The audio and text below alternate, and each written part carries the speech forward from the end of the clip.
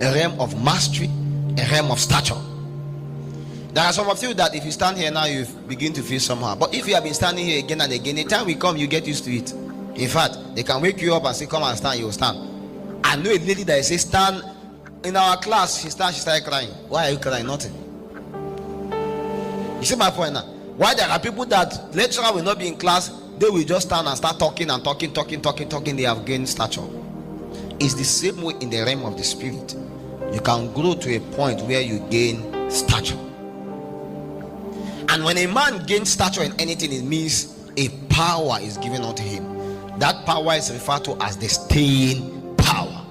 You will never gain stature in anything until you're able to stay in the thing. Nobody just become a master in anything until they remain for so long. It's true. You can master the art of singing.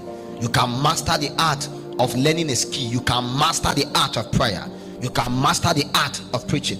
You can master the art of fasting. You can master anything. But mind you, before you enter into that realm of mastery, you must actually have been given the ability by God as a power to remain.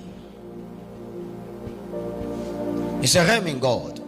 If you have not entered into that realm, you will backslide. Sorry to say this, it's just a matter of time. No, it's true. You will backslide. Do you know why?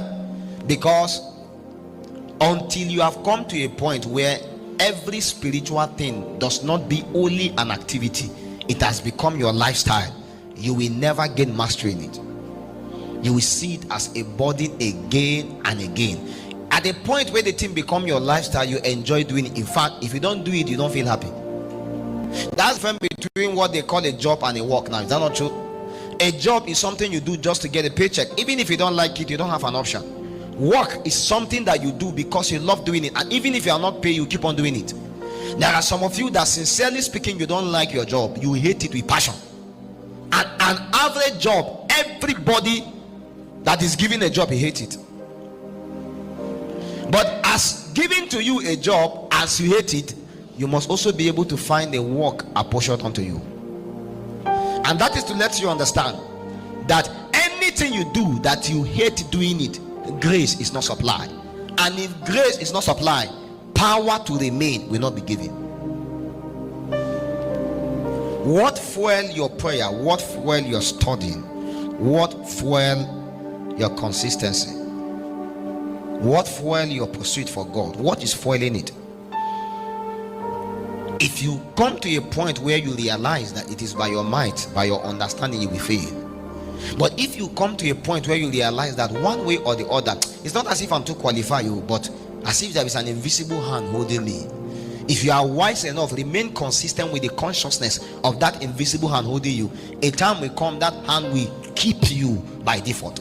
Then when you remain consistently for a while, you gain mastery in that thing, and it looks very easy. It's not as easy as you are thinking, but it's just because you have come into the realm of mastery that it looks easy for you. Simple. No wonder we say in consistency lies the power.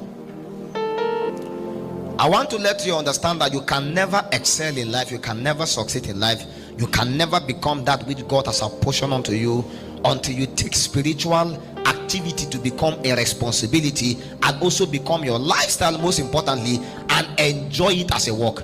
Jesus was the one that said, I have come to do the work of the one who sent me. He did not see it as a job. He didn't see it as something so painful. He referred to it as a work, a duty to carry on. And whether you like it or not, you may not be paid for it, but it is an allotment given to you to come into the realm of the fulfillment of your plan and purpose in life. Neglect the need for you to labor in this kingdom and wake up in the next 10 years and realize your future is not prepared for the version that God has apportioned unto you.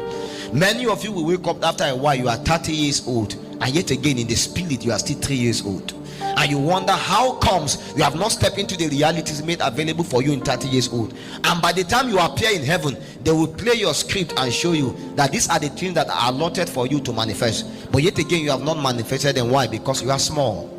And that's why the Bible says, if you fail in the days of battle, it's not because the battle is fierce, it's because your strength is small. How then does a man grow to the point where he gains strength in God? It's when a man remains consistently, then he comes into mastery by the enablement of what we call the staying power. It's not just good enough